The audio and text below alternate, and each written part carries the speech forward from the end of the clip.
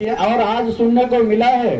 लेकिन हमारे लोग एक झुंड बना करके रहते थे और झुंड को इकट्ठा करके वो लोग पंचायत किया करते थे। समाज को इकट्ठा करके वो लोग पंचायत किया करते थे। जमात को इकट्ठा करके वो लोग पंचायत किया करते थे। लेकिन वो पंचायत में निर्णय जो होता था सारी समाज को मानना पड़ता था, सारी जमात को मानना पड़ता था और सारे झुंड जो बना करके रहते थे सारे लोगों को उस पंचायत को मानना पड़ता था। और उस पंचायत की व्यवस्था मैं वहां से शुरू करना चाहता हूं जहां से हमारे लोगों को कुछ वो व्यवस्था से हटा करके दूसरी व्यवस्था के तरफ ले जाने का काम करना शुरू हुआ है भारत में। तो हमारे महापुरुषों ने पंचायत करना शुरू कर दिया और उस पंचायत करने का अगुआ ये भारत में तथागत गौतम बुद्ध से शुरुआत होती है। तथागत गौतम बुद्ध जी ने एक जमात बना करके पंचायत किया करते थे। तथागत गौतम बुद्ध जी समाज इकट्ठा करके पंचायत किया करते थे। तथागत गौतम बुद्ध जी झुंड बना करके पंचायत किया करते थे और उस पंचायत में बताया करते थे कि ये गलती हो रही है, इस गलती को सुधारना है, ये रास्ता आपका गलत है, ये रास्ते को आप अपना न करके आप सही रास्ते पर अपनाइए। उस पंचायत की व्यवस्था को तथागत गौतम बुद्ध जी ने पूरे भारत में फैलाने का काम किया और अकेले पंचायत नहीं करते थे। पंचायत की व्यवस्था को आगे बढ़ाने के लिए तथागत गौतम बुद्ध जी ने एक झुंड बनाया था और एक भिक्षु संघ बनाया था। भिक्षु संघ बना करके तथागत गौतम बुद्ध जी ने उनको आदेशित किया था कि आप लोग को गांव गांव जा करके हर पंचायत करना है कि हमारे बहुजन समाज के लोग, हमारे भारत के मूल निवासी जो गलतफहमी में पड़ करके दूसरे रास्ते को अपनाते जा रहे हैं, वो सही दिशा को छोड़ करके गलत दिशा में जा रहे हैं, उनको सही रास्ते पर लाने के लिए आप लोगों को प्रेरित करना है, आप लोगों को अनुरोध करना है, आप लोगों को बताना है। तो एक भिक्षु संघ बना करके उन्होंने सारे लोगों को आदेशित किया और भिक्षु संघ गांव गांव जा करके हमारे लोगों को सही रास्ता बताने। सही रास्ता कौन सा था, गलत रास्ता कौन सा था? सही रास्ता तथागत गौतम बुद्ध का था और गलत रास्ता जो गौतम बुद्ध को मानने वाले लोग नहीं थे उनका था। गलत रास्ता पर ले जाने का काम कुछ हमारे भारत में बाहरी ताकतें आकर के, जिनको आज आपका इतिहास में आपके इतिहासकारों ने जो लिख करके बताया है कि भारत में हमारे आर्य जब आकर के और गलत दिशा, गलत रास्ता, अंधविश्वास देने का काम किया, उसी के विरोध में तथागत गौतम बुद्ध जी को आगे आना पड़ा और पंचायत करना शुरू किया। तथागत गौतम बुद्ध जी पंचायत करते थे, अपने लोगों को झुंड बना करके पंचायत करते थे, समाज को इकट्ठा करके पंचायत करते थे, जमात को इकट्ठा करके पंचायत करते थे और उस पंचायत में जो भी लोग आते थे उस तथागत गौतम बुद्ध की पंचायत को मानते थे। लेकिन जो लोग तथागत गौतम बुद्ध की पंचायत को न मान करके वो आर्यों के, विदेशियों के कहने में चले गए, वो अंधविश्वास में चले गए, उन्हीं को सुधारने के लिए तथागत गौतम बुद्ध ने बहुत बड़ा आंदोलन किया और आए भारत में तथागत गौतम बुद्ध के मानने वाले लोग आज भी भाईचारा की बात करते हैं। इस देश में, भारत में तथागत गौतम बुद्ध के मानने वाले लोग आज भी समता की बात करते हैं, स्वतंत्रता की बात करते हैं, न्याय की बात करते हैं। जो तथागत गौतम बुद्ध की बात को मानता है वो भाईचारे की बात करता है, बंधुत्व की बात करता है, समता की बात करता है, स्वतंत्रता की बात करता है, न्याय की बात करता है। और जो तथागत गौतम बुद्ध की बात को नहीं मानता है, अंधविश्वास की बात करता है, अंधविश्वास में रहता है, वो भाईचारा और जाति व्यवस्था की बात करता है। ये भारत में दो विचार के लोग हैं। एक विचार तथागत गौतम बुद्ध का है, एक विचार जिसको कहते हैं आप जो है मूल निवासी। मूल निवासी का विचार भाईचारे का है, मूल निवासी का विचार समता का है, मूल निवासी का विचार स्वतंत्रता की है, मूल निवासी का विचार न्याय का है, जिसको तथागत गौतम बुद्ध जी ने एक आंदोलन का रूप देकर के उन्होंने आंदोलन खड़ा किया था। और एक विचार जाति व्यवस्था की है, एक विचार नीच ऊंच की है, एक विचार छुआछूत की है, एक विचार अमीर और गरीब की है, एक विचार मोटा और पतले का है, एक विचार काला और गोरे का है, एक विचार ये है। दो विचार हैं और दो तराजू का पलड़े हैं। इस दोनों विचार को आपको हमको तोड़ने की जरूरत है, इसीलिए मैंने पंचायत बुलाने का काम किया है। एक विचार को तराजू के पलड़े पर तथागत गौतम बुद्ध को रखने की जरूरत है और एक विचार को आर्यों के, आप तो भारत के मूल निवासी हो, वो आर्य निवासी हैं। एक विचार उनका है जिसमें जाति व्यवस्था है, एक विचार उनका है जिसमें अमीर और गरीब है, एक विचार उनका है जिसमें छुआ और छूत है, एक विचार उनका है कि जो अपना संविधान को वो मानना चाहते हैं, मनवाना चाहते हैं। एक विचार वो है तथागत गौतम बुद्ध का कि जिसको बाबा साहब डॉक्टर भीमराव अंबेडकर ने अपना संविधान दे करके और आपके ऊपर वो लागू कराना चाहते हैं। ये दोनों को तराजू के पलड़े पर हमको आपको तौलने की जरूरत है। यदि आप तराजू के पलड़े पर नहीं तौलते हो तो आप भी अंधविश्वास में हो। यदि तराजू के पलड़े पर हम नहीं तौलते हैं तो मैं भी अंधविश्वास में हूं। यदि तराजू के पलड़े पर हम नहीं तौलते हैं तो हम भी जो है गलत रास्ते पर हूं। इसलिए साथियों पंचायत बुलाया गया है कि तराजू के पलड़े पर हमको आपको तौलने की जरूरत है कि आपको आर्यों की अंधविश्वास एक पलड़े पर तौलो और एक तरफ तथागत गौतम बुद्ध के विश्वास को, उनके विचारधारा को तौलो। तो आपको तौलने में यदि अच्छा लगता है कि तथागत गौतम बुद्ध के विचार अच्छे हैं, तथागत गौतम बुद्ध के विचार उससे हम प्रभावित होकर के अच्छे दिशा में जा रहे हैं, तथागत गौतम बुद्ध के विचार समता, स्वतंत्रता, बंधुत्व और न्याय देता है, तो आपको हमको सबको अपना लेना चाहिए। इसीलिए पंचायत बुलाई गई है कि आप लोग ये तौलने का काम करें। तौलने का यदि हम काम नहीं करते हैं तो हम कहीं भी चले जाते हैं। आज तथागत गौतम बुद्ध के विचार को आप बोलते हो, तथागत गौतम बुद्ध के विचार को आप मानते हो, तथागत गौतम बुद्ध के विचार को मान करके तथागत गौतम बुद्ध के चित्रों पर आप फूल की वर्षा करते हो। लेकिन तथागत गौतम बुद्ध जी ने जो भाईचारा देने का काम किया है, शायद भाईचारा बनाने का काम हम लोग नहीं करते हैं। हम जाति व्यवस्था को मानते हैं, हम जाति व्यवस्था को मान करके भाईचारा अपना खत्म करते हैं। ये भारत के मूल निवासियों, आप तो झुंड में रहा करते थे, आप झुंड में रहते थे, आप समाज बना करके रहते थे, आप जमात बना करके रहते थे। लेकिन इस झुंड को, समाज को, जमात को किसने टुकड़े में बांटा? किसने टुकड़े में उसको टुकड़े टुकड़े करने का काम किया है? उनको भी तराजू के पलड़े पर आपको तौलना पड़ेगा। और जिन्होंने इस टुकड़े का जोड़ने का काम किया है, बहुजन समाज बनाने का काम किया है, उनको भी, उनके भी विचार को आपको तराजू के पलड़े पर तौलने की जरूरत है। तो मैं तो आपको जानना चाहता हूं कि तथागत गौतम बुद्ध के विचार सही है कि आर्यों के विचार सही है? कौन सा विचार सही है? कौन सा विचार सही है? ना बोलने वाले ही गुलामी ला रहे हैं। और यदि बोलेंगे तो गुलामी खत्म हो जाएगी, यदि नहीं बोलेंगे तो गुलामी आ जाएगी। जब बोलेंगे तो गुलामी से जंग लड़ेंगे कि गुलामी हम आने नहीं देंगे, और गुलामी जरूर रुकेगी कि तथागत गौतम बुद्ध के विचार को आप सड़क पर लाएंगे, तथागत गौतम बुद्ध के विचार को आप घर में लाएंगे, तथागत गौतम बुद्ध के विचार को आप मंच पर लाएंगे, तथागत गौतम बुद्ध के विचार को पूरे भारत में बच्चा बच्चा को आप यदि उनके विचार को गले में आप जो है माला नहीं पहनाएंगे, तब तक आप गुलामी नहीं रोक पाएंगे। यही कारण है, यही कारण है कि हमारे लोग सुनते सुनते सुन्न हो गए हैं, चुप हो गए हैं। हमारे लोगों को सुन्न किया गया है, कोई आप अपनी मर्जी से सुन्न नहीं है, हमारे लोगों को शून्य कर दिया गया है। और शून्य का ही कारण है कि हम चुप हैं, और चुप का ही कारण है कि चोरी हो रही है, चुप का ही कारण है कि आपका संविधान खतरे में है, चुप का ही कारण है कि आपकी बहुजन की आजादी खतरे में है, चुप का ही कारण है कि आज आपका आरक्षण समाप्ति के कगार पर है, चुप का ही कारण है कि आज जो हमारे लोग बाबा साहब डॉक्टर भीमराव अंबेडकर के बनाए गए संविधान से कुछ आगे बढ़ गए हैं, वो खतरे में है। चुप का ही कारण है, और चुप कराया गया है। तथागत गौतम बुद्ध जी ने आपको बोलने का अधिकार दिया है। तथागत गौतम बुद्ध जी ने आपको झुंड बनाने का अधिकार दिया है, समाज बनाने का अधिकार दिया है, जमात बनाने का अधिकार दिया है, लेकिन चुप रहने का अधिकार बाबा साहब ही नहीं दिए हैं। आप क्यों चुप हैं? आप यदि मानते हो बाबा साहब डॉक्टर भीमराव अंबेडकर को, यदि आप मानते हो तथागत गौतम बुद्ध को, तो तथागत गौतम बुद्ध के विचार को आप सही मानते हो कि नहीं मानते, इतना तक नहीं कह सकते आपको पंचायत में। यदि आप नहीं कहते हो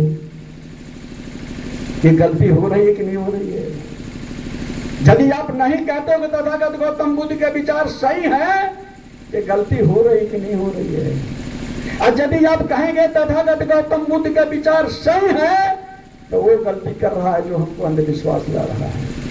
और यदि आप चुप हैं तो अंधविश्वास आपको लेकर के थोप दिया जाएगा, आप कुछ नहीं कर पाओगे। और हमारे लोगों को शुरू कैसे किया गया है? फिर मैं दोबारा आप लोगों से जानना चाहता हूं, तथागत गौतम बुद्ध को मानने वाले कितने लोग हैं? जरा हाथ उठाइए, जरा हाथ उठाइए। तथागत गौतम बुद्ध के मानने वाले हम सभी लोग हैं, बाबा साहब को मानने वाले हम सभी लोग हैं, उनके विचार को मानने वाले हम सभी लोग हैं। आज उनका विचार खतरे में है, बाबा साहब का विचार खतरे में है, तथागत गौतम बुद्ध का विचार खतरे में है, तथागत गौतम बुद्ध का सिद्धांत खतरे में है, तथागत गौतम बुद्ध का आंदोलन खतरे में है। आंदोलन तो आप लोगों ने चलाया है, इसमें बैठे हुए चेहरे को मैं देख रहा हूं, आप लोग आंदोलन चलाने वाले लोग हो, आप आंदोलित होकर के आंदोलन को चलाने वाले लोग यहाँ बैठे हुए हैं। लेकिन आज आंदोलन भी आपका खतरे में है, आपका आंदोलन भी आज खतरे में है। और यदि ये खतरे में है तो इसके जिम्मेदार वो नहीं है, उसके जिम्मेदार हम सभी हैं। यदि आंदोलन खतरे में है, विचारधारा हमारे महापुरुषों का खतरे में है, हमारा संविधान खतरे में है, हमारा आरक्षण खतरे में है, हमारी आजादी खतरे में है, तो इसके जिम्मेदार वो नहीं है। वो तो आए हैं आपकी आजादी को खत्म करने के लिए, उनका काम है आपकी आजादी को खत्म करना, उनका काम है आपके संविधान को खत्म करना, उनका काम है आपको बहुजन को गुलाम बनाना, उनका काम है आपकी आरक्षण की व्यवस्था डॉक्टर अंबेडकर जी ने दिया है उसको रोकना, उसको खत्म करना। वो अपना काम कर रहे हैं, लेकिन हम लोग अपना काम नहीं कर रहे हैं। हमारा तो आज पंचायत में यही काम था कि हम लोग जानना चाहते थे कि बाबा साहब के गुलामी, हम लोग बाबा साहब के गुलाम हैं। कितने लोग बाबा साहब गुलाम हैं? हम तो हैं बाबा साहब के गुलाम, हम तो बाबा साहब के गुलाम हैं। दोनों हाथ उठा करके यदि आप गुलाम हैं बाबा साहब के, तो दोनों हाथ उठा करके बताइए कि हम बाबा साहब के गुलाम हैं, हम जय श्री राम के गुलाम नहीं हैं। वो जय श्री राम के गुलाम हैं, वो जय श्री राम के गुलाम हैं, वो अपना काम कर रहे हैं। हम बाबा साहब के गुलाम हैं, तथागत गौतम बुद्ध के गुलाम हैं, हम लोग अपना काम नहीं कर रहे। गलती कौन कर रहा है? गलती किसकी है? खेत का गधा मारा जाए जुल्हा, गलती हम लोग करते हैं और दोष उसका देते हैं। उसका दोष नहीं है, वो तो आया है भारत पर कब्जा करने के लिए, वो आया है भारत पर कब्जा करने के लिए, वो आया है भारत के लोगों को गुलाम बनाने के लिए, वो आया है भारत की संपत्ति को लूटने के लिए, वो आया है डॉक्टर अंबेडकर के संविधान को खत्म करने के लिए। वो अपना काम कर रहा है और हम लोगों को बचाना है, भारत को, हम लोगों के संविधान बचाना है, हमको आरक्षण बचाना है, बहुजन की आजादी बचाना है, विचारधारा को जिंदा रखना है। क्या हम लोग इस काम को कर रहे हैं? क्या कर रहे हैं? नहीं कर रहे हैं। हम लोग इस काम को नहीं कर रहे हैं, और जब इस काम को नहीं कर रहे हैं तो दोष मेरा है, दोष उनका नहीं है। दोषी हम हैं, दोषी वो नहीं है। हमारे लोग काम करना नहीं चाहते और शून्य हो गए। हमारे लोगों को शून्य किया गया है। हम शून्य नहीं थे, हम तो बोलने वाले थे, हम तो चलने वाले थे, हम तो भिक्षु के संघ का, भिक्षु का हम आदर करते थे, भिक्षु संघ का मैं कदर करता था, भिक्षु संघ को हम अपने घर पर बुला करके उनका सम्मान करने वाले लोग हैं। हम तो शून्य नहीं थे, हम बोलने वाले लोग थे। लेकिन आज हमको शून्य कर दिया गया है, हमको शून्य कर दिया गया है, हमारे समाज को शून्य कर दिया गया है। हमारे समाज को अहरी गिरडिया तेली तमोली सुनार लोहार मला काची दीवार पाची रामबन नोलिया कादू कलवार चमार भन्नी मुराऊ कुर्मी वगैरह वगैरह लोगों को शून्य कर दिया गया है, इनको शून्य कर दिया गया है। और शून्य का इंजेक्शन लगा करके शून्य किया गया है। ऐसे नहीं, शून्य का इंजेक्शन लगाया गया है। वो इंजेक्शन उन लोगों ने लगाया है जो बाहर के डॉक्टर आ गए, बाहर से डॉक्टर आकर के हमारे लोगों के इंजेक्शन लगाने का काम किया। अब वो इंजेक्शन है आत्मा परमात्मा, भाग भगवान, नरक स्वर्ग, पूर्व पाप, पूर्व कर्म, पूर्व जन्म, स्वर्ग नरक का ये इंजेक्शन है। ये इंजेक्शन लगा करके हमारे लोगों को, ये भारत के मूल निवासियों को शून्य कर दिया गया। और जब आप शून्य हो जाते हैं, आज भी डॉक्टर को कहीं ऑपरेशन करना होता है तो इंजेक्शन लगा करके पूरे बॉडी को शून्य कर देता है। और जब बॉडी पूरा शून्य हो जाती है तो जहां उसको काम बनाना होता है, जहां ऑपरेशन करना होता है, वो शून्य करके पूरे बॉडी को ऑपरेशन कर करके अपना काम बना लेता है और फिर उसका काम हो जाता है। उसी तरीके से हमारे लोगों को ये इंजेक्शन आत्मा परमात्मा, भाग भगवान, नरक स्वर्ग, पूर्व पाप, पूर्व कर्म, पूर्व जन्म का, ये स्वर्ग नरक का ये इंजेक्शन लगा करके और हमारे लोगों को शून्य कर दिया गया। हमारे लोग जब शून्य हो गए कि क्या क्या ले लिया आपसे, क्या क्या ले लिया? आपकी जमीन दान, शून्य होने के कारण आपको शून्य कर दिया। आपको शून्य करके आपसे जमीन दान ले लिया। जमीन दान, गौ दान, सोना दान, चांदी दान, दूध दान, दही दान, घी दान, पूरी दान, कपड़ा दान, रुपया दान, फल दान, सब ले लिया। ये सब ले लिया। ये बाहर के डॉक्टर आकर के हमारे लोगों के इंजेक्शन लगा करके आपको शून्य करके, शून्य का इंजेक्शन लगा करके सब ले लिया। और आपका होश का इंजेक्शन लगाने के लिए हमारे लोग डॉक्टर बन करके आए। और सबसे पहला डॉक्टर और सबसे बढ़िया डॉक्टर कोई बन करके आया तो वो है तथागत गौतम बुद्ध। सबसे बड़ा डॉक्टर, सबसे बड़ा डॉक्टर, सबसे बढ़िया डॉक्टर और सबसे अच्छा इंजेक्शन होश का लगाने का काम तथागत गौतम बुद्ध जी ने किया। तथागत गौतम बुद्ध जी ने इसी बेहोशी को होश में लाने के लिए उन्होंने डॉक्टर बन करके और डॉक्टर को प्रशिक्षण दे करके तमाम डॉक्टर पैदा कर करके भिक्षु संघ बना करके और गांव गांव भेजा कि जा करके तुम इलाज करो और उनको होश में लाओ जो हमारे लोग बेहोश होते जा रहे हैं। तथागत गौतम बुद्ध के बाद कबीर साहब भी डॉक्टर बनकर किया।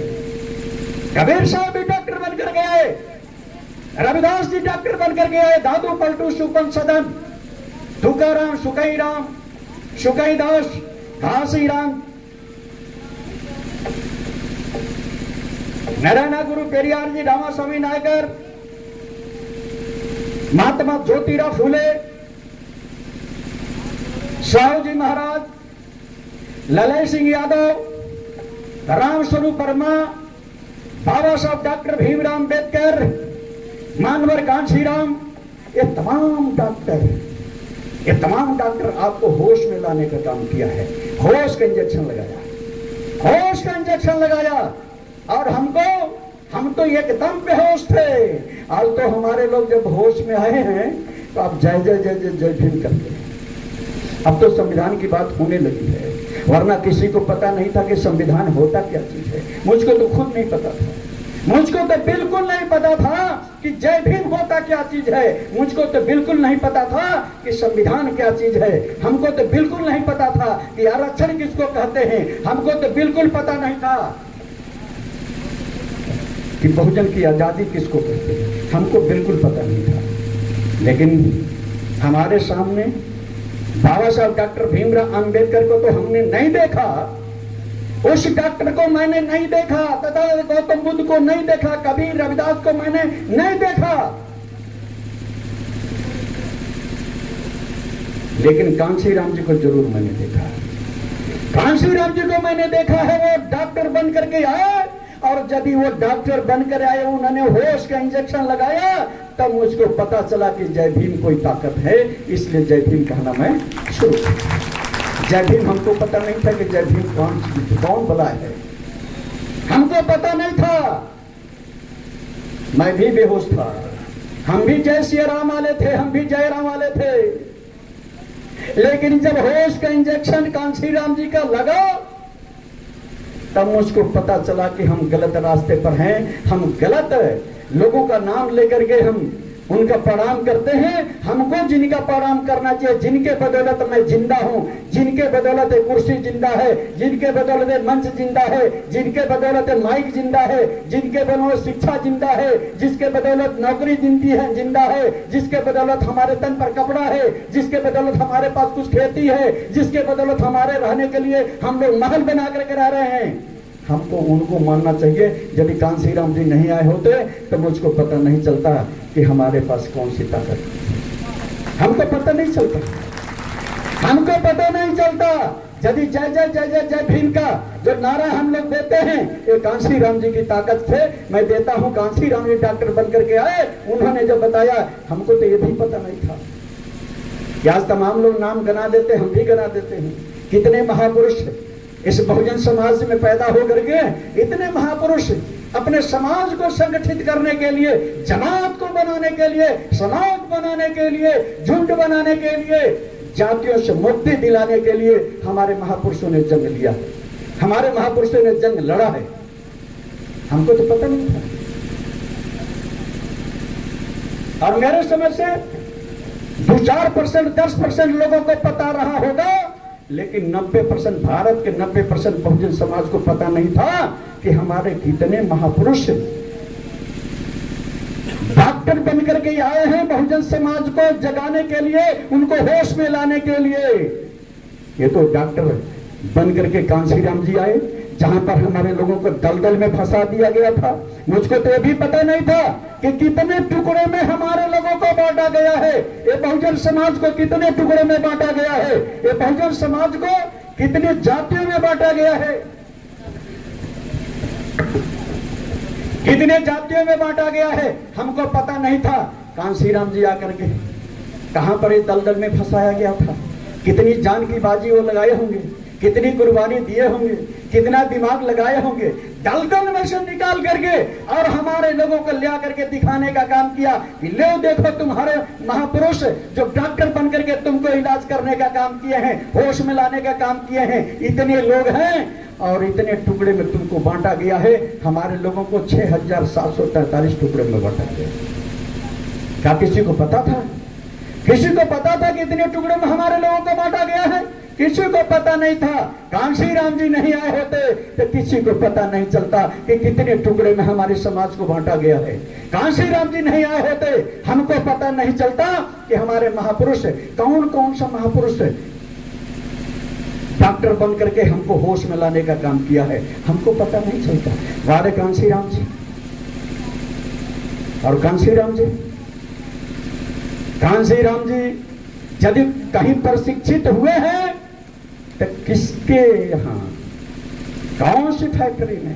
तथागत गौतम बुद्ध के फैक्ट्री में, तथागत गौतम बुद्ध के पाठशाला में, तथागत गौतम बुद्ध के मेडिकल कॉलेज में उन्होंने प्रशिक्षित हुए हैं, वहां पर प्रैक्टिस किया है और उस प्रशिक्षित होकर के वो डॉक्टर बन करके आकर के अब पूरे बहुजन समाज को इकट्ठा करने का काम किया, बहुजन समाज को होश में लाने का काम किया है।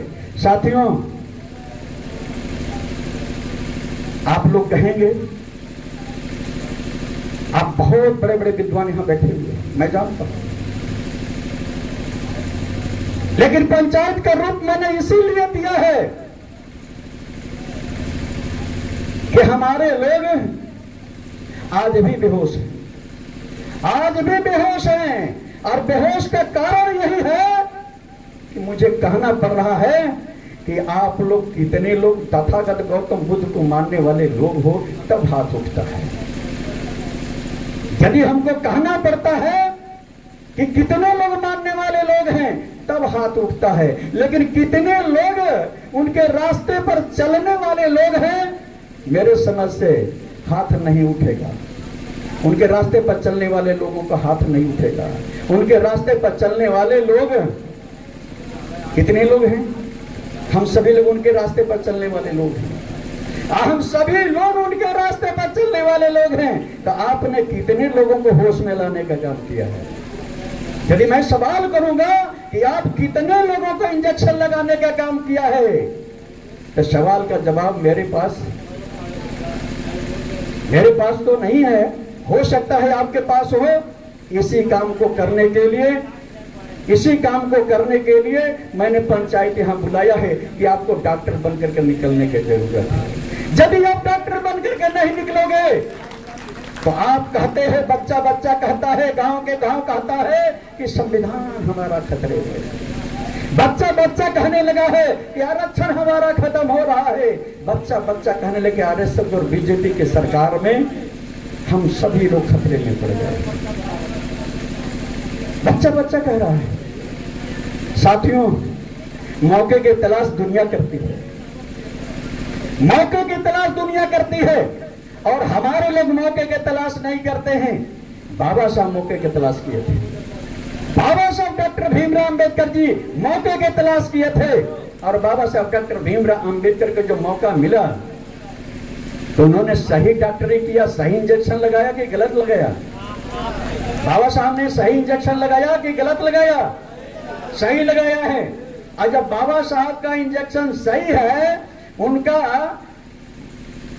डिस्पेंसरी सही है, तो वहां हमको दवा लेने की जरूरत है, हमको उस दवा की जरूरत है, हमको उस इंजेक्शन की जरूरत है। तो साथियों, मैंने पंचायत में आपको इसीलिए बुलाया है कि आपको डॉक्टर बन करके निकलना होगा। सावित्रीबाई फुले को क्या कौन सी गर्ज पड़ी थी? सावित्रीबाई फुले के कौन सी गर्ज पड़ी थी? लेकिन सावित्रीबाई फुले को एहसास हुआ कि हमारे लोग बेहोश होते जा रहे हैं, हमारे लोगों को बेहोश किया जा रहा है, हमारे लोग बेहोश के करीब आ गए हैं, हमारे लोग गलत रास्ते पर चले जा रहे हैं। इसलिए सावित्रीबाई फुले ने लाखों रुपया तनख्वाह को छोड़ा। सावित्रीबाई फुले ने लाखों रुपया तनख्वाह को छोड़ा। सावित्रीबाई फुले को हवाई जहाज मिलती थे चलने के लिए, उसको छोड़ा। सावित्रीबाई फुले को सरकारी बंगला मिलता था, उसको छोड़ा। सरकारी बंगला, सरकारी गाड़ियां, सरकारी सिक्योरिटी और 25 करोड़ रुपया इनको निधि मिलता था, उसको छोड़ा। इसलिए छोड़ा कि सावित्री को लगा कि अब जो है हमारे लोगों को बेहोश किया जा रहा है, हमारे लोग होश में नहीं हैं, अब इनके पास हमको जाना है, इनको होश में लाने का हमको काम करना है। होश में लाने के लिए सावित्रीबाई फुले ने लाखों रुपया आपका तनख्वाह छोड़ा है, सब कुछ सुख सुविधा छोड़ा है आपको होश में लाने के लिए। तो साथियों, डॉक्टर का काम सावित्रीबाई फुले करने जा रही है, ये डॉक्टर का काम सावित्रीबाई फुले करने जा रही हैं। ऐसा नहीं है कि भारत में और डॉक्टर नहीं है, लेकिन उनका इंजेक्शन जो लग रहा है वो तथागत गौतम बुद्ध का इंजेक्शन नहीं है। उनका इंजेक्शन तमाम लोग डॉक्टर बन करके काम कर रहे हैं, तमाम संगठन बना करके काम कर रहे हैं, तमाम राजनीतिक पार्टी बना करके काम कर रहे हैं, लेकिन जो डिस्पेंसरी में दवा मिलनी चाहिए, तथागत गौतम बुद्ध के डिस्पेंसरी में दवा मिलने चाहिए, वो दवा वहां नहीं है। इसलिए सावित्रीबाई फुले को उस डिस्पेंसरी में आपको आमंत्रित करने का काम किया है कि आप यहां आइए और ये डिस्पेंसरी तथागत गौतम बुद्ध का है और ये डिस्पेंसरी कांसी राम जी तक आया है। कांसी राम जी के बाद कोई डॉक्टर अब नहीं है। तो मैं तो सवाल करना चाहता हूं आप लोगों को कि कांसी राम जी के विचारधारा से हम सभी लोग जुड़े थे, कांसी राम जी के विचारधारा से हम सभी लोग जुड़े थे। पिछड़ा वर्ग, अनुसूचित वर्ग, अल्पसंख्यक वर्ग, मुस्लिम समाज के लोग कांसी राम जी के विचारधारा से जुड़ करके और हम लोग होश में आने का काम किए थे। और जब होश में आए थे तो आपको कुछ तो मिलने लगा था, आप ताकत में आने लगे थे, आप सरकार बनाने लगे थे। भारत में आप आपकी ताकत पहचान में आने लगी थी जब डॉक्टर बन करके आए थे, उस डिस्पेंसरी में आ गए थे, उस मंच पर आ गए थे। तथागत गौतम बुद्ध के बाद लास्ट तक कांसी राम जी ने जो मंच बनाया, उस मंच पर आने के बाद सारे लोगों का दिमाग फ्रेश हो गया था, सारे लोगों का लगने लगा था कि हम बेहोश में थे, अब होश में आ गए हैं। आज जब होश में आए हैं तो आपकी सरकार बनने लगी है। अब क्या हो गया? अब क्या हो गया? वही तो अब बैठे हो, अब सरकार बनाने वाले लोग बैठे हो, आपकी सरकार बनती रही है, वही लोग आज बैठे हो। आज क्या कारण है?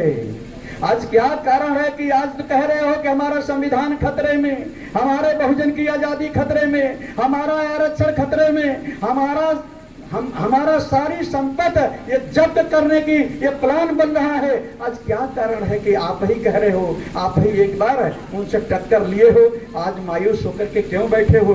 इसलिए मायूस होकर के बैठे हो कि कोई मंच आपको दिखाई नहीं दे रहा है, कोई मंच आपका दिखाई नहीं दे रहा है। जो कांसी राम जी ने जो मंच लेकर के आए थे, तो कांसी राम जी तक वो मंच रहा और चला, और कांसी राम जी के न रहने के बाद शायद वो मंच अब नहीं है, अब वो मंच नहीं है। कांसी राम जी ने जिनको डिस्पेंसरी चलाने का जिम्मेदारी दिया था, उन्होंने वो डिस्पेंसरी नहीं चलाया, वो इंजेक्शन नहीं लगाया, बल्कि उन्हीं का इंजेक्शन उनको लगने लगा। वो जो डॉक्टर जिनको होश में लाने के, बहुजन समाज को होश में लाने की जिम्मेदारी कांसी राम जी ने दिया था, वो खुद बेहोश हो गए। वो डॉक्टर खुद बेहोश, बेहोशी का इंजेक्शन उनको लगे, बेहोश हो गए। तो जब डॉक्टर ही बेहोश हो गया तो आपको होश में कौन लाएगा? आपको होश में कौन लाएगा? इसीलिए साथियों, आपको होश में लाने के लिए कांसी राम जी का मंच, सावित्रीबाई फुले को जरूरत महसूस किया कि कांसी राम जी का डिस्पेंसरी, कांसी राम जी का इंजेक्शन, कांसी राम जी का मंच की अब जरूरत है। इसलिए साथियों, कांसी राम जी के मंच के लिए उन्होंने मंच जिंदा रखने के लिए, विचारधारा जिंदा रखने के लिए, वो बेहोश का इंजेक्शन लगता रहे, इसको जिंदा रखने के लिए सावित्रीबाई फुले को ये सारा सुख सुविधा छोड़ करके आना पड़ा, सारा सुख सुविधा छोड़ करके आना पड़ा। जैसा कि मैंने बताया कि 25 करोड़ रुपए की निधि मिलती थी, 25 करोड़ रुपए की निधि छोड़ा, सरकारी बंगला छोड़ा, हवाई जहाज चलने का अवसर मिलता था उसको छोड़ा, सिक्योरिटी छोड़ा, सरकारी गाड़ी छोड़ी, तमाम प्रोटोकॉल इनका था, इन्होंने सब कुछ छोड़ने का काम किया। तो मैं फिर से सवाल करना चाहता हूं कि सावित्रीबाई फुले ने इतना बड़ा त्याग किया है ये बहुजन समाज को जगाने के लिए, बहुजन समाज का मंच जिंदा रखने के लिए, कांसी राम जी का, बाबा साहब का, तथागत गौतम कबीर का, दादू का, पलटू का, दरियादासी का, सुपन का, सदन का, सुखई दास का, नारायण गुरु का, पेरियार का, रामास्वामी नायकर जी का, महात्मा ज्योतिराव फुले का, ललित सिंह यादव जी का, रामस्वरूप वर्मा जी का, शाहू जी महाराज जी का, बाबा साहब डॉक्टर भीमराव अंबेडकर जी का, मानवर कांसी राम जी का, ये मंच को जिंदा रखने के लिए सावित्रीबाई फुले आपके सामने आई हैं, आपके बीच में आई हैं। तो मैं तो आपसे सवाल करना चाहता हूं, सवाल का जवाब आप लोग दीजिएगा कि सावित्रीबाई फुले ये गलत किया है कि सही किया है? सही किया है तो सही पर जरा दोनों हाथ उठा करके बताइए आप लोग, सावित्रीबाई फुले ने सही किया है। जब सावित्रीबाई फुले ने सही किया है, इसीलिए मैंने पंचायत बुलाया है कि अब पंचायत में सही बात होनी चाहिए, पंचायत में सही बात होनी चाहिए, पंचायत में सही रास्ता अपनाना चाहिए, पंचायत में सही को सही कहना चाहिए। इसीलिए आप लोगों को मैंने याद किया है कि आप लोग आइए, पंचायत किया जाए। ये पंचायत पूरा उत्तर प्रदेश में 2022 के पहले जब तक चुनाव नहीं होता है तब तक सावित्रीबाई फुले के नेतृत्व में ये पंचायत हर जिला में हम लोग करने का ये बीड़ा उठाया है, ये यात्रा के माध्यम से। तो साथियों, जब सावित्रीबाई फुले ने जब सही कदम उठाया है तो आपको हमको साथ देना चाहिए कि नहीं देना चाहिए? साथ देना चाहिए। तो इसके लिए आप लोग हाथ नहीं उठाएंगे? साथ देने के लिए हाथ नहीं उठाएंगे? आप लोग सभी लोग साथ देने के लिए हाथ उठा रहे हैं साथियों, बहुत बहुत साधुवाद। और मैं ये सवाल करना चाहता हूं कि यहाँ बैठे हुए लोग हैं, कितने जय भीम वाले हैं? जरा हाथ उठाइए, कितने जय भीम वाले हैं? हम सभी लोग जय भीम वाले हैं। अब जो जय भीम का नाम सुनते सुनते वो जय श्री राम से जो जुड़ा होगा, या तो धीरे से हाथ उठाएगा या तो उठाइए नहीं करेगा। जो जय श्री राम से जुड़ा रहेगा या तो उठाइबे नहीं करेगा, या तो शर्म के मारे धीरे से उठाएगा, कोई कह ना पाए कि उठाया नहीं है। साथियों, लड़ाई दो विचारधारा की है, लड़ाई दो व्यवस्था की है, लड़ाई जो है दो संविधान की है। एक संविधान उनका है जिसको आप बार बार कहते हो, आप पढ़ते भी हो, कहते भी हो और लोगों से सुनते भी हो, जिसका नाम रखा गया है मनुवसा वृत्ति। क्या नाम रखा गया है? मनुस्मृति। ये किसका संविधान है? ये किसका संविधान है? जय श्री राम का संविधान। जय श्री राम का संविधान मनुस्मृति है, और आपका संविधान भारत का संविधान है, भारतीय संविधान है। उनका संविधान मनुस्मृति है, आपका संविधान भारतीय संविधान है। ये व्यवस्था है, ये दो संविधान है, ये दो संविधान है। वो भारतीय संविधान को नहीं मानते हैं, और हम लोग जय भीम वाले भी उनके संविधान को नहीं मानते हैं। जरा टाटा कर दो, आप लोग टाटा कर दो, उनके संविधान को हम लोग नहीं मानते हैं, वो हमारे को नहीं मानते, हम उनके को नहीं मानते हैं। यही झगड़ा है। और हमारे को, हमारा संविधान, ये भारत का भारतीय संविधान को मानने वाले लोगों का पॉपुलेशन बहुत है। ये भारत में संविधान, भारतीय संविधान को मानने वाले बहुजन समाज का पॉपुलेशन बहुत है। बहुजन समाज मूल निवासियों का पॉपुलेशन बहुत है, जिसको आप लोग आंकड़ा के माध्यम से जानते होंगे। एक कांसी राम जी ने आंकड़ा ले आकर के बता दिया कि इतना हमारा ये भारत के मूल निवासी, भारत के बहुजन समाज का पॉपुलेशन इतना है, और जय श्री राम का मानने वाले, जय श्री मनुस्मृति का मानने वाले लोगों का पॉपुलेशन बहुत कम है, बहुत कम है।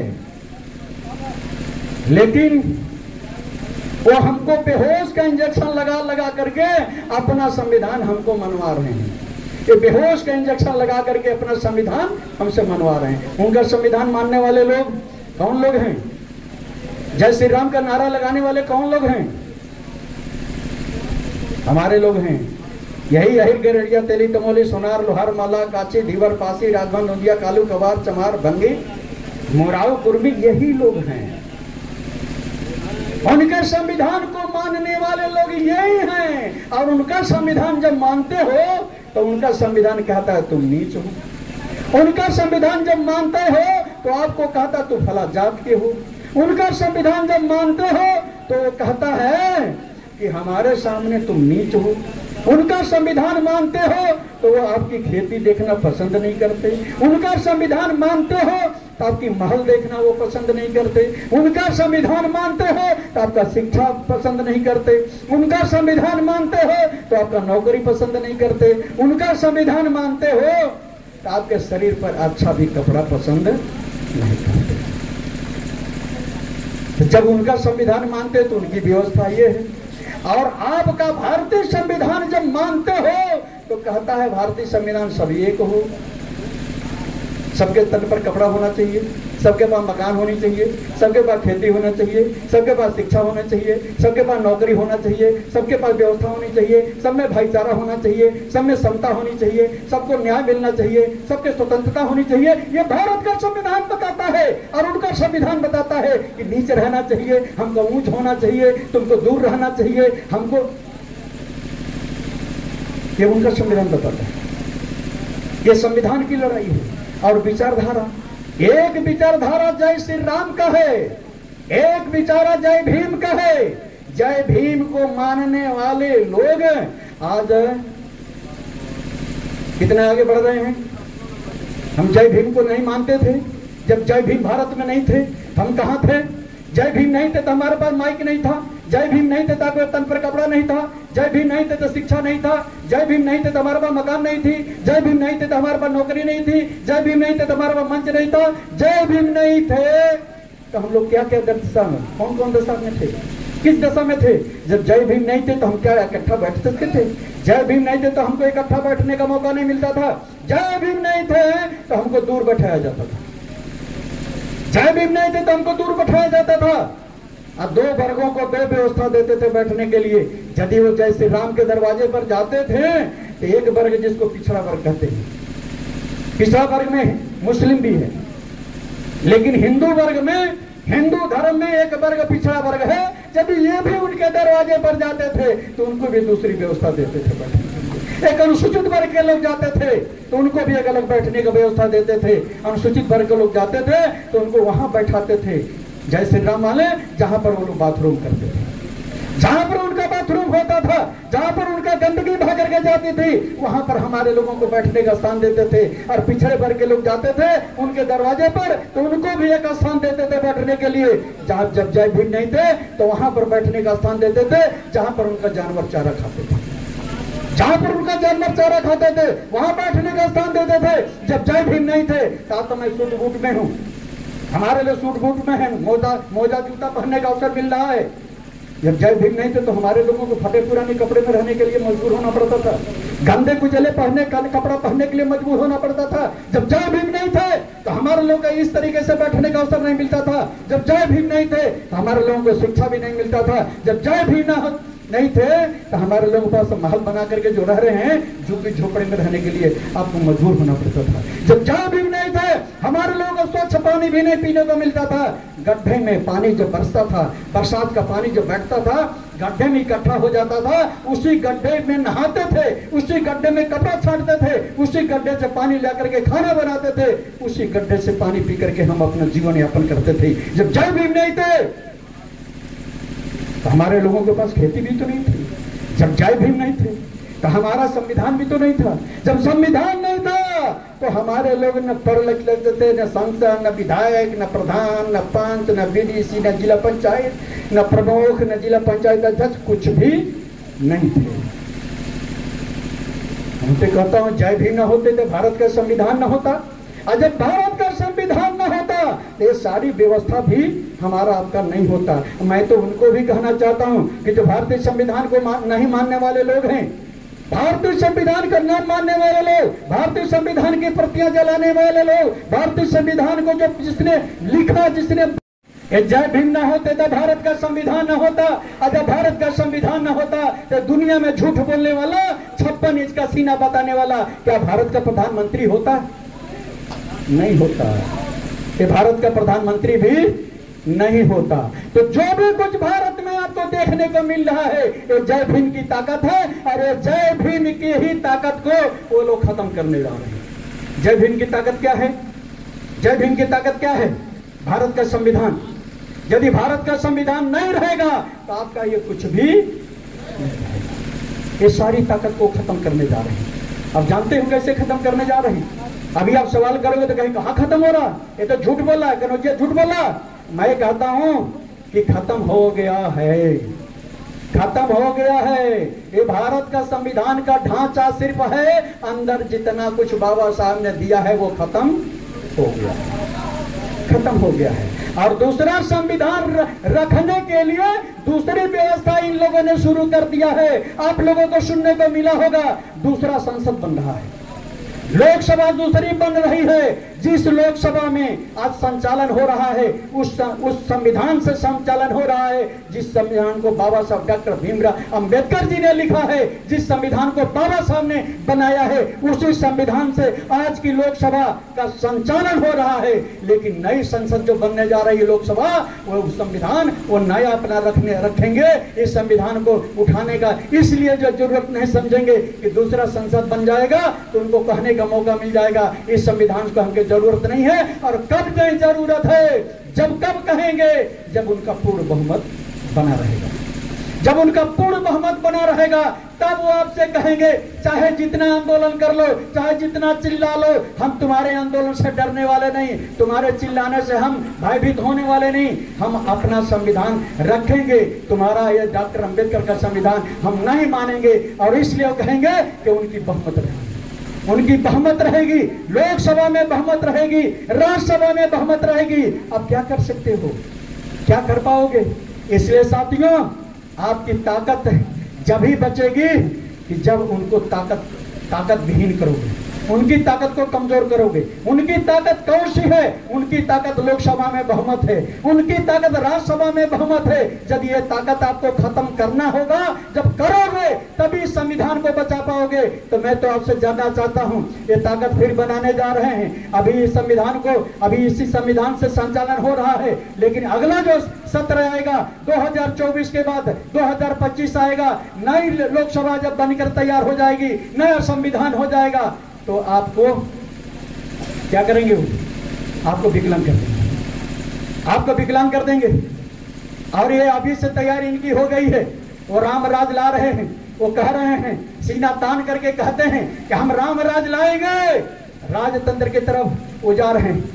जिस राजतंत्र को बाबा साहब डॉक्टर भीमराव अंबेडकर जी ने अपनी कलम से रोका है, एक राजतंत्र को हमारे लोगों ने झेला है, एक रामराज को हमारे लोगों ने झेला है। उसी रामराज में हमारे गले में हाड़ियां बांधी जाती थी, हमारे गले में भुर्कियां बांधी जाती थी। उसी रामराज में हमारे पांव में झाड़ू, कमर में झाड़ू बांधा जाता था। उसी रामराज में हमारे कमर में घंटी बांधी जाती थी। उसी रामराज में हमारे लोगों को दूर बैठाया जाता था। उसी रामराज में हमारे लोगों को पढ़ने का अधिकार नहीं था। उसी रामराज में हमारे लोगों को खेती करने का अधिकार नहीं था। उसी रामराज में हमारे लोगों के तन पर कपड़ा नहीं हुआ करता था। उसी रामराज में हमारे लोगों को दर दर की ठोकरें खाना पड़ता था। उसी रामराज को बाबा साहब डॉक्टर भीमराव अंबेडकर जी ने रोका। उसी रामराज को बाबा साहब डॉक्टर भीमराव अंबेडकर जी ने अपने कलम से रोका है और आपका राज दिया है, जिसको आप कहते हैं जनतंत्र। बाबा साहब डॉक्टर भीमराव अंबेडकर ने लोकतंत्र दे करके जनतंत्र दे दिया, जनता का राज दे दिया। अब राजा का राज नहीं होगा, अब जनता का राज होगा। ये बाबा साहब डॉक्टर भीमराव अंबेडकर जी ने व्यवस्था दिया है। लेकिन वो कह रहे हैं कि हमारी सरकार है, सीना थान तान करके कहते हैं कि हम रामराज लाएंगे, हम राजतंत्र लाएंगे। तो साथियों, दो व्यवस्था, एक व्यवस्था उनकी है रामराज की, एक व्यवस्था आपकी है अंबेडकर राज की। तो ये सवाल है आप लोगों के सामने। ये तराजू के पलड़े पर आपको तौलना पड़ेगा कि आपको राम राज चाहिए कि अंबेडकर राज चाहिए। यदि आप लोग अंबेडकर राज चाहिए तो एक बार दोनों हाथ उठा करके बताओ कि हमको अंबेडकर राज चाहिए, हमको अंबेडकर राज चाहिए, हमको राम राज नहीं चाहिए। टाटा कर दो आप लोग कि हमको राम राज नहीं चाहिए। इसी को लेकर के सावित्रीबाई फुले मैदान में आई, इसी को लेकर के सावित्रीबाई फुले मैदान में आई हैं कि हमको रामराज नहीं चाहिए, हमको अंबेडकर राज चाहिए, हमको मानव स्मृति नहीं चाहिए, हमको भारतीय संविधान चाहिए, हमको ये चाहिए। सावित्रीबाई फुले को क्या जरूरत पड़ी थी, लेकिन उन्होंने देखा कि रामराज आ रहा है, अंबेडकर राज को खत्म करने जा रहे हैं। तो साथियों, आपने हाथ उठा करके समर्थन किया है कि हमको अंबेडकर राज चाहिए, हमको राम राज नहीं चाहिए। तो क्या करेंगे आप लोग 2022 में? क्या करना चाहिए? राम राज को रोकना चाहिए कि नहीं रोकना चाहिए? रोकना चाहिए। जरा हाथ उठाकर बताइए कि राम राज को हमको रोकना चाहिए। राम राज को हम लोग रोकेंगे। 2022 में राम राज को रोकेंगे, अंबेडकर राज को लाएंगे, चाहे जिसकी भी सरकार हो जाएगी 2022 में। लेकिन हमको जय श्री राम की सरकार को रोकना है। क्या करना है? रोकना है। देखिए, हमारे माँ बहने हाथ उठा करके बता रही कि रोकना है, और आप लोग सुन करके सुन्न हो गए हो। रोकना है। रोकने के लिए हमको आपको काम करना है, रोकने के लिए हमको आपको काम करना है। आप यहाँ से जाइए, आप दोस्तों से मिलिए, उनसे भी चर्चा करिए, रिश्तेदारी में जाइए, उनसे भी चर्चा करिए, गांव में जाइए, चौपाल लगाइए, मीटिंग कीजिए, चर्चा कीजिए। एक नया आंदोलन, आंदोलन तो पुराना है लेकिन चेहरा नया है। आंदोलन पुराना है, तथागत गौतम बुद्ध का आंदोलन है, लेकिन नया चेहरा है। वो है चेहरा सावित्रीबाई फुले, जो आंदोलन लेकर के आई हैं। और वो आंदोलन तथागत गौतम बुद्ध से लेकर के कांसीराम जी तक आया है।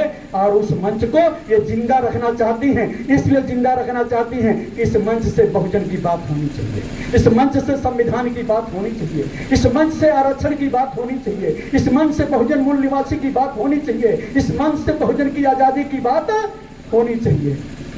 तमाम दल तो मिले थे, तमाम दल बने हुए हैं। सावित्री को यदि बीजेपी है छोड़ना था तो किसी और दल में चली गई होती, लेकिन इन्होंने दूसरे दल में जाना मुनासिब नहीं समझा। इसलिए नहीं समझा कि हर डाल पर उल्लू बैठा है।